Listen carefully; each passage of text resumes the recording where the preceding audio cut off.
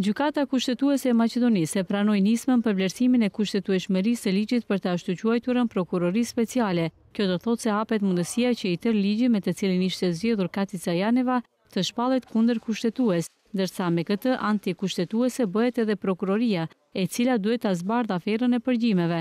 Nismën e ka parashtruar avokati Tome Todorovski nga Sveti Nikola. Ai për Alsat thotë se nismën e ka dërguar përmes postës, menjëherë pasi është miratuar ligji për prokurorinë speciale, ndërsa motivi për këtë gjë është bindja e tij personale.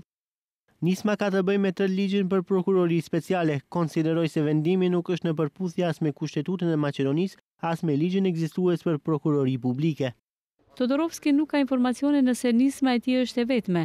Megjithatë shprehet se për të nuk është hera e parë që të paraqesë nisma në gjykatën kushtetuese. Deri tani ka pasur disa nisma të ngjashme, por më e njohura për opinionin është ajo kundër bashkë me disa parashtrues të tjerë e ankimuan ligjin për flamujt në vitin 2005, gjë që rezultoi me pezullimin e disa dispozitave të këtij ligji 2 vite më vonë.